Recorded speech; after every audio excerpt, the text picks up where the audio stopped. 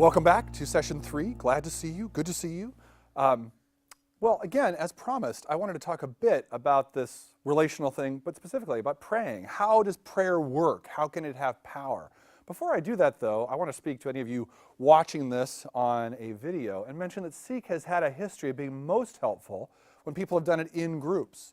So perhaps you've been watching it with a group of friends, or perhaps you want to gather a group of friends, because Seek tends to be a conversation starter, and it's actually the conversation that seems to have the most power, even beyond the estimable presentations which you're getting here, I am sure. The conversation itself seems to kind of kick in a direction. So if you're doing that, can I make a suggestion here at session 3? If you've enjoyed the experience so far, consider making your Seek experience a pre-made decision. I had an interesting experience with this early on in my own exploration of faith. I joined in with a group of folks whose basic skill and great gift was studying the Bible. They did it well. And so I said, great. That was while I was doing all my comparative religion work. So I thought, well, this will be my Bible part. And so I went to a group studying the Bible, and I showed up when I wanted to. When I felt like it, they were great. It was only good, all awesome. But things would come up. And the leader of the group at one point said to me, Dave, I'm just wondering, have you liked the experience? And I said, I have liked it. It's been great. He said, well, great. You might want to consider just deciding to come, because, I'm assuming what happens is every Tuesday, or whenever this group was, that you think about the decision. Do I want to do that, or is there something on TV I want to watch, or do I have work I really need to get done? That's understandable, but the people who tend to get the most out of a faith experience tend to do it in a couple of ways. They do it with people. Again, good faith is communal. And they just show up. They just keep showing up. Because you can understand that somehow maybe the benefit you're going to get is not quite like a class.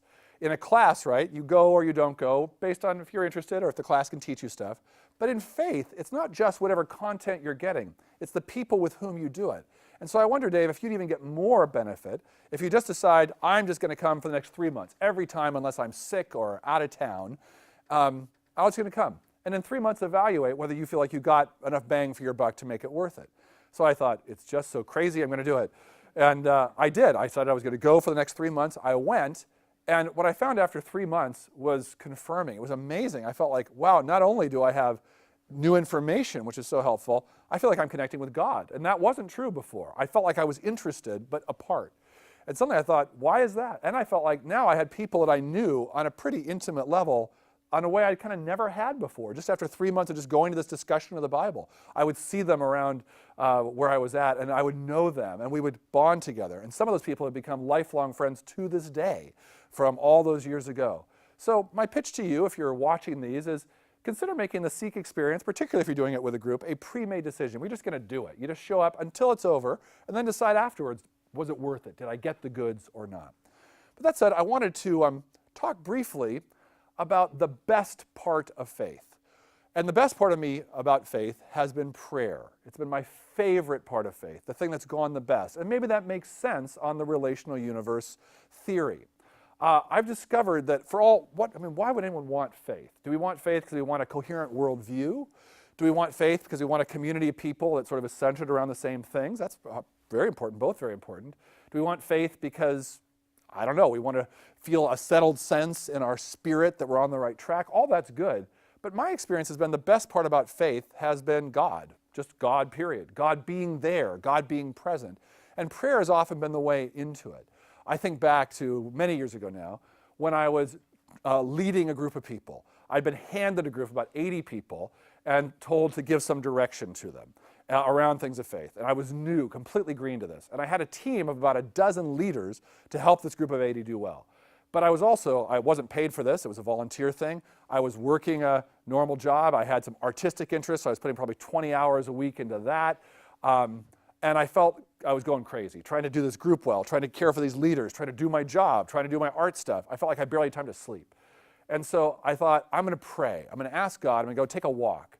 I'm going to ask God, which of these leaders should I spend time with? How can I keep all this time stuff in mind and see if God has answers? And so I went out for a walk in ways I'll describe before the session is over. And I'm walking, I'm asking questions, I'm trying to get stuff back from God, and within 20 minutes I had a lot of clarity. And I thought, oh, this is great. I'll spend time with these people, not with those people, and here's how it'll all work. And just as I get back to my car to drive home, I throw a funny question to God. I said, and what about the women, Lord? Anyone out there for me? I had a little background to that question. I had had a steady girlfriend some years back, so steady we thought about marriage, and I'd had one before that we thought about marriage, and they didn't quite work out. And since then, I'd had some wonderful evenings with some wonderful women, but it just hadn't led to much more than that. And so I periodically just felt like, is there anyone there for me? And so I threw it out almost as a joke, but immediately that moment, like in a split second, I felt as though I heard, have you thought about Grace Coltrane? And my quick answer was, I knew who she was, but I said, no, should I? And I felt like God said, I'd keep it in mind. Well, why hadn't I thought about Grace? It's because I was vastly older than her, vastly being 5 years. Now it feels like, it's basically like a few weeks the way my life has now progressed. But at the time, she was fresh out of school, and I'd been out a good number of years. And I was a man of the world. I'd done things. I'd led things. I'd gotten some more education. I'd been in some tough neighborhoods. And she was this callow youth. And so I just saw her as a different category of person. And I felt like God said, keep an eye on her. And that kicked off this incredible journey because it didn't go easily. I got to know Grace a bit, and I started pursuing her a bit. It kicked off all sorts of triggers in us both, just the fact that I was pursuing her. And in that whole process, I felt like it was God who kept saying, hang in, hang in, hang in. This is worth it. This is worthy. And so it was, let me tell you. That was all just because I was praying. I truly would not have thought of her, I don't think, and I'm so glad I did. I think I can say that for Grace and me, any significant thing that's happened in our life since that time has been part of a prayer experience. God has said, why don't you pursue this? The fact that we moved from San Francisco, where we were living at the time, to Boston to pursue new opportunities, God brought up. And as we prayed about it, God seemed to say, you should pursue that. That's a good idea. And so we did. And we'll talk more about that 2 sessions from now on guidance. It's not just praying about it. There's more going on, but that's certainly a part of the package. Now, you might find yourself asking, can we really hear from God? It sounds sort of strange in that sense, hearing from an unseen thing or whatever, unseen person. I'd suggest 2 things from that. One, I think if you read the New Testament, pretty much every single major character in the New Testament who's not an evil villain hears from God. Peter does, Paul does, certainly Jesus does. They all do. It comes up all the time as if it's just to be expected. It's the norm. It's the standard. One thing I've wondered over the years is what if, just as a hypothetical, what if God is actually always speaking to everybody? The only question is whether we're tuning in, almost as if we're fiddling with a radio to the God dial. What if there's always communication happening? So back to my story. I had had that evening on the road, and I decide I'm going to find out if there's a God. And I'm going to do what I did before. I'm going to go out each night and pray to this unknown, unseen, whatever God, and just discover if the universe itself has feedback for me in them. So I start doing this, and I'm halting. I don't even know what I'm doing, and I'll tell you a bit of what I did in a minute.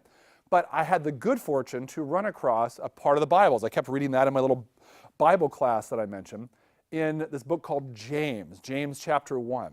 If you need wisdom, if you want to know what God wants you to do, ask God, and God will gladly tell you. God will not resent your asking. But when you ask God, be sure that you really expect Him to answer. For a doubtful mind is as unsettled as a wave of the sea that is driven and tossed by the wind. People like that should not expect to receive anything from the Lord. They can't make up their minds. They waver back and forth in everything they do. Well, I read that and I thought, well, goodness gracious, here's a formula that tells me what I should be doing. It has this amazing promise. If you lack wisdom on something, ask God, He'll tell you. No muss, no fuss. Done, He'll do it. Well, that seems pretty cut and dried. I lack wisdom all the time. I'm always wanting to know what I should be doing. So I should just be asking God. And then it gives this incredible qualifier that seems to remove all the good stuff that was said before. But when you ask God, be sure that you really expect God to answer, because if you doubt, you're like this wave on the sea and you're not going to get nothing. Well, the problem is, who on earth could ask God for guidance, wonder if you've gotten it, and not wonder if it's God or just your own thoughts? And pretty much as I've now talked to tons and tons of people about this, I can truly tell you 100% of people who try this do. They all say, okay, maybe I heard from God, but how do I know that's God and not me? And it always seems like a new revelation, like no one's ever thought of that before. But that's the universal question. Everyone asks that. And yet I think there are ways past that, which I'd like to talk a bit about in just a minute. Here's what this looked like for me. So what I found is I would literally take a walk and I would just try. I thought, if this is true, I'll ask things. And so I would start small, very low bar, like, how's it going, God? I'm not shooting for the moon. I'm starting small. And in my experience, I think I can safely say, God is always doing very well. I mean, He never seems troubled to me about the Middle East or anything. You know, He's always doing just fine. And then often